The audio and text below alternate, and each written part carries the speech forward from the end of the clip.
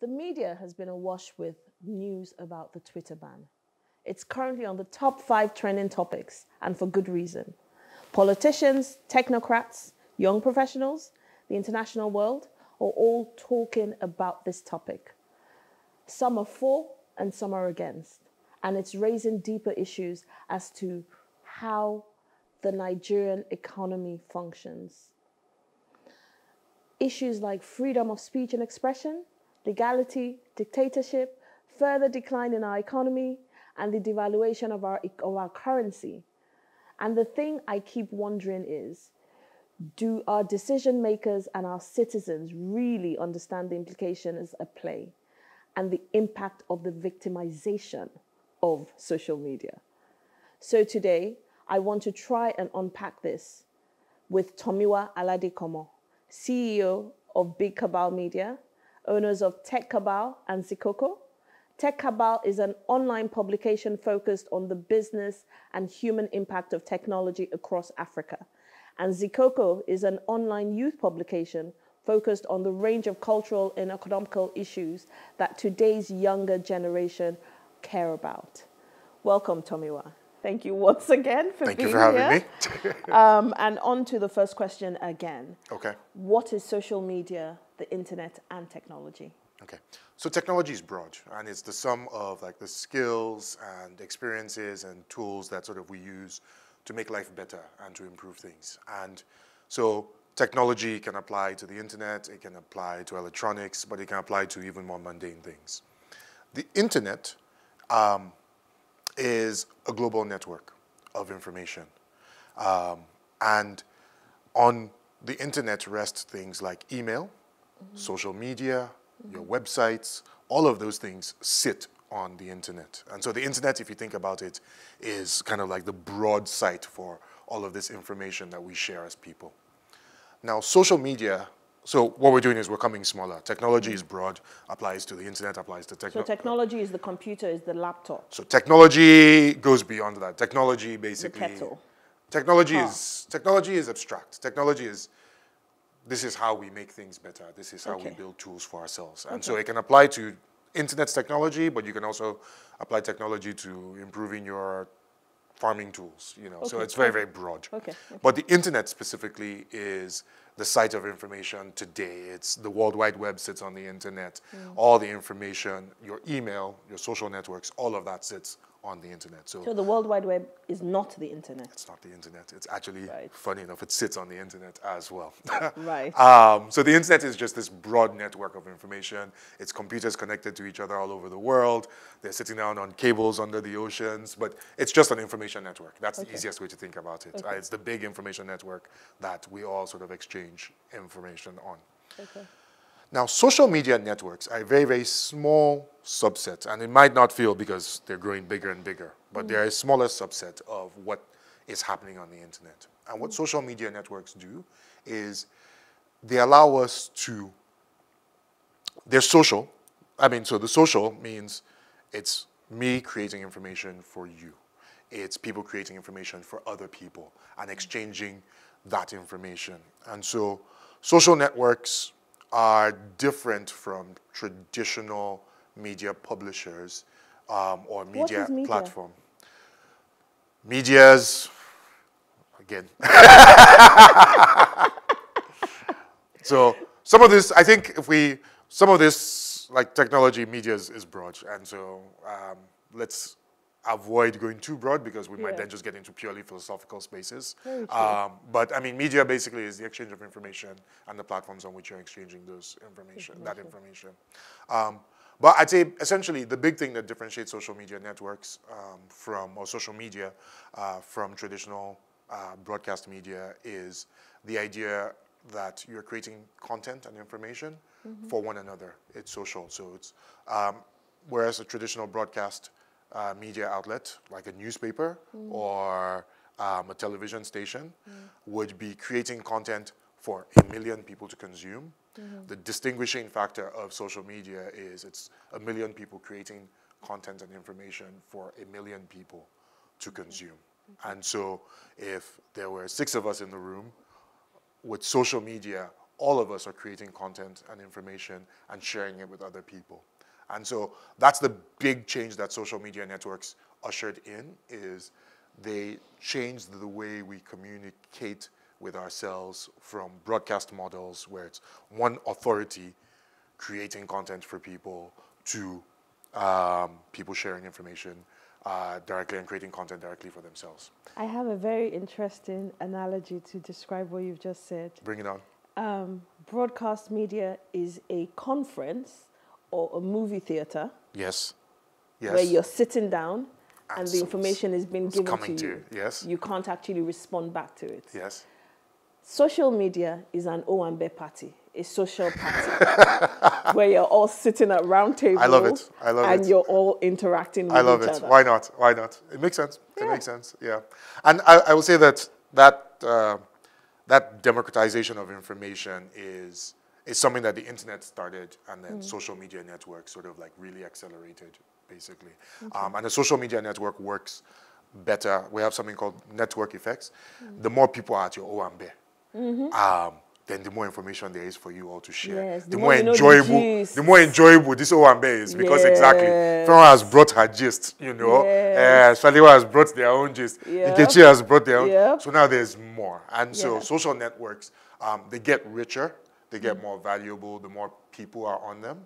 And that's called a network effect, because if it's only you and me, it's like, okay, we can have a conversation, but it's you, me, Shaliwa is there, Lisa is there. It's like, this becomes richer, there's more information. And then that social media network then becomes more valuable, because if it is an Instagram, there are more interesting images to share. If it is Twitter, there's more interesting news to share. If it's Facebook, there are more family photos, there are more of your friends to find. You can find more people from your secondary school and your university that you haven't seen in 20 years. You can connect.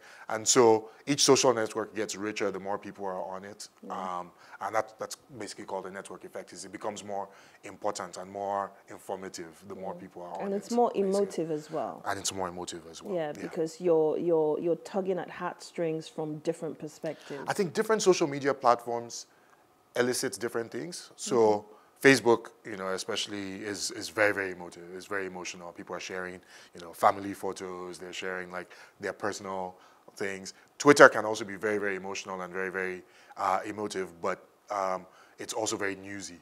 You know, people share a lot of like, here's what happened today, here's what's happening in the news, here's my opinion on this thing, you know. And a lot of that happens on Facebook as well, but Twitter, I mean, I think more than most platforms has become about sharing news, about sharing information, about sharing ideas. Something like Instagram, because it's so visual, I mean, you still see a lot of news organizations in there, but people go there more for entertainment. People go there for, you know, bright images. People go there to shop, you know. So each of the platforms, they all do a lot of the same things, but there's slight differences based on the way they've been built, what information they prioritize, and how people have come to see them and use them. Yeah, or something like even LinkedIn. Or something like LinkedIn, which is very, very focused, you know. Well, it used to be very, very focused, but now people will go there and announce their birthdays as well. But it is primarily for jobs. It is primarily for finding professional advancement. And so each of the social media platforms, slightly different characteristics, and that changes based on the people that use it and how it's been designed. So you've just described an economy, basically. Yeah. Social media, I mean, they're a huge, huge part of the economy. I mean, it's the same thing as the internet became a humongous part of the economy. You've seen massive, massive world-eating businesses built on the internet. Social media platforms are massive businesses in and of themselves, but even bigger businesses are being built and conceived inside of those platforms right now. The economy is moving in and out of those platforms. So, you know, you can find a job on LinkedIn, announce it on Twitter, you know, show your holidays or show your work, you know, on Instagram, and then Facebook, you know, share the news with your entire family. A really big part of economic activity for these things is, like I talked about, the access. There's 1 million of us at this Owambe party. Well, so we're already on there now. And it's like, come, I make plastic buckets. Would you like to buy, you know? And all of a sudden, there's 1 million people in the room, and I can shout to all of them that, you know, I'm making plastic buckets, come and buy my plastic buckets. And so as a site for commerce, as a place for people to say, oh, I paint, I paint buildings, or I do beautiful paintings, come buy my paintings. Social media has become the site for a huge, huge, huge amount of commerce, like very, very important amount of commerce. And people use it in increasingly interesting and deep ways. So, you're launching a business. It's one of the cheapest and easiest ways to sort of announce your presence. Even if your reach is small, at least your friends and family will all be able to see, here's Feran's new business. Please come and patronize Feran's new business. So you put up your Instagram page the second you have it. And then, somebody who doesn't know Feran, but is friends with your cousin will see it, and then will come to your site, and they will send you a message in the DM, as you say, the direct message, and you'll complete the transaction entirely on social. It's like, luckily we've got, again, businesses that are being built on the internet, and to facilitate social, you can do direct payments now, you can do an online payments to somebody. So they're going to get the money, you send the goods. But they've become a really, really important site of commerce. They've become really important for our economy. And if you look at both small businesses and big businesses, they all rely on social media networks for reach, so to reach their audiences, for engagement, so to directly engage people. And if you think about when the social media ban was announced, and like the first joke everybody made was, even the government announced their Twitter ban on Twitter. So just indicating how important and how, as a first port of call for reaching people, Twitter has become. It's become the first place. I have a message to send out to people. How do I make sure when I send out that message, people will not just hear about it, but start to have a conversation about it immediately? I put it on Twitter because the way it's designed encourages conversation, encourages interaction, encourages the spread of that information. And so both small businesses, big businesses, if you look at the banks, the amount of commerce that the banks do or the airlines do on their social media platforms, the ability to rectify issues. So people say, here's a direct engagement. I can email my bank. Or I go onto Twitter and I send a message to my bank. Now, I've sent a message to my bank, but the whole world can see this message. And so the bank is super responsive because the whole world can see me shouting that these people have stolen my money. And so the bank now knows I need to prioritize my social media because one unhappy customer is not complaining just to me. When they send an email to me, I'm the only one that sees the email. When they go onto my Twitter feed and they shout it, there's a million people that are saying that this bank is irresponsible. And so I'm going to, so I like how you've broken it all down because that is really important to get people to really understand what this means. So now we have this Twitter ban. How is it affecting our economy? Okay. There are a few ways it does that. So one, all of this commerce that we've talked about is immediately affected. And so your plastic person that's selling the plastic buckets or the person that's selling their beautiful paintings, all of a sudden, the avenue for reaching everybody at the Owambe and telling them that they have these paintings has been cut off. And what's important about this is when you get a new tool, you start to use that tool and you start to rely on that tool. And sometimes you rely less on other tools. So once upon a time, if I had my beautiful paintings, I might have taken an ad in a newspaper and advertised it in a physical newspaper. Fewer people are reading newspapers, more people are online, more people are on social media. And so now there's millions of people who have built their businesses with their primary mode of reaching their customers as social media. And so you've cut off access for these people. And you haven't cut it off completely because unfortunately, the way the real world works and the way the 21st century works is that people will always find ways around things. But you've made it a lot harder. You've made it a lot more difficult. For big companies, their ability to reach their customers, their ability to serve their customers. So that bank, their angry customers are still angry. But officially, the bank should no longer be responding to their customers if they're a good citizen, corporate citizen of Nigeria because Nigeria said, no, don't use social media. So the person who said, let's ban social media, has not thought about the fact that your biggest companies are servicing their clients on this platform. And you can say, move it to another one, but how easy is it to move it to other platforms? Yeah. And the customers are still there shouting and complaining, and now you can't service them. So that's another one. 3, and this is really, really hard to underestimate, it really, really damages the way we are seen internationally. It damages investor confidence in the country. It damages our business confidence, even the people who are here doing business. I mean, everyone is, you've heard, I'm sure, the conversations come up about people trying to leave the country or people moving. And people are moving for work. But people who own businesses that employ people also get frustrated because it's just, why does this have to be so hard? Like, do we need to create additional impediments in an economy that's already not doing very well? Do we have to make it even harder to do business? Why is the government scared of social media?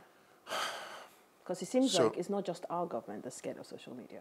So a lot of African governments are scared of social media. They're scared of the internet. They're scared of the free flow of information.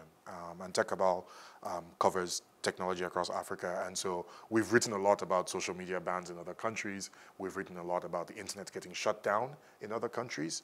And we're very unhappy to have to write about the fact that, Twitter has been shut down in Nigeria. Why are governments scared? I think governments that are doing poorly are scared of the free flow of information. Governments that are repressive in nature are worried about people being able to criticize them openly in the public. If you ask the Nigerian government, a big part of what they will say is security concerns, and that people are organizing or people are fomenting unrest on the internet. I'd say in terms of fomenting unrest, that is a problem because it means that the government cannot differentiate between legitimate protests and things that are dangerous for the administration. So if you heard the president speak a few days ago, he talked about the NSARS protests as those people that are marching to remove me. Now, if you listen to the NSARS protests, you actually paid any attention to them, there was never any element of removing the administration. Yeah. People were protesting against, violence against citizens. Yeah. And so the inability to differentiate between legitimate protest and, regime change or coups or whatever it is a hangover from military days. It's a sign of an autocratic government, one that can't differentiate between ideas. And I think it's that fear that motivates most African governments and most repressive governments to worry about social media, to worry about the internet, because it just allows people too much freedom to express their opinions, to criticize them, and that is the place that they're concerned about. Where is it legitimate, or where are there legitimate concerns by government? Social media does allow for the free flow of a lot of ideas. And some of those ideas may be dangerous. It does allow people to organize in ways that sometimes make security a bit more difficult for a country to manage. But there are mechanisms for managing a lot of those security concerns. Yeah. A lot of social media platforms have those mechanisms built in. And you can argue about whether they can be better or they can be stronger. But I'll give you an example. EPUB is one of the stated sort of areas of concern, the separationist movement from the East for the Nigerian government. And one of the places where they said there were posts by EPUB that, and Nnamdi Kanu, that Twitter had never taken down, and then the president put something and they take it down. There are formal mechanisms for governments to engage with Twitter and Facebook and other platforms like that. Nigeria, prior to this, had never used those formal mechanisms. So the government now will say that Twitter is not engaging them. But there's a formal request form, and you say, this is terrorist activity, or this is sort of like activity. And the form is open to everybody. Yeah. So some of it's open to everybody, and that's what actually got the president's post taken down, was lots of people reported that. Yeah. But there are also forms that are government level. And that's basically like a government is saying to Twitter or to Facebook that this is a problem. Yeah. Like, let's engage on it and take it down. Yeah. Nigeria, because we would prefer to call it press conference than do the work, hasn't formally engaged those processes. Yeah. And so now there's a dialogue going on because, Nigeria has, banned Twitter and, Twitter's taken down the president's post. And so everything has gone to level 11. And so there's a formal engagement happening now. But it's after the fact. Yes. And really, the truth of the matter is we could have been more deliberate ahead of time in terms of engaging systematically these things if there are real security concerns. Yes. But rather than engaging the real security concerns, we've done a blanket ban that harms the man on the street. And again, in a country where, please be clear, we're not exactly swimming in economic activity. Some of the people who are trading and building things and building services for one another on Twitter or Facebook or Instagram or whatever it is, this is the only opportunity that they've been able to create. Yeah. These are the only places where they're able to find economic opportunity. Your big businesses, you don't have nearly enough of them in a country like this. And you've made them take a really big hit over the last week and for as long as this continues. On the numbers, I think the estimation is that we're losing $6 million a day as a country based on the Twitter ban alone. Again, we're not a wealthy country. This isn't economic activity that we can afford to have calm down. I'm gonna have to interrupt you because we've very sadly, very quickly run out of time. But I think in this short time, I have achieved one of the key objectives I wanted, which is let's even break down what this means. And to think that we're losing, what did you say? $6 million a day. $6 million a day. A day. So that's already $6 million times 7 days. Yes. Since the ban. Yes. And the bigger implications of this, I mean, again, the last one is just like from an investment perspective, from a growth of the company perspective. If you're looking to do business in this country and you see this, I mean, you are planning to bring in $100 million, $200 million, $1 billion, and you go, well, if we start that business, and the technology space is where a lot of this business investment is going lately, will they shut it down? That's a very good point, and we will end it on that note because this conversation could go on forever, and it's a very important conversation to have. So I would love to have this conversation with you again. So I will be calling you again. No problem. Thank you for having me. I appreciate it. Thank you so much for being here, Tomiwa. Thank you so, so much. It's been a pleasure. It really has, and I really hope that we've been able to impact and to teach and to bring a different perspective to this whole social media debacle. And we will be coming back in a few minutes to wrap up the show with John, Fumi, and myself. So stay with us for a few more minutes. Thank you so much.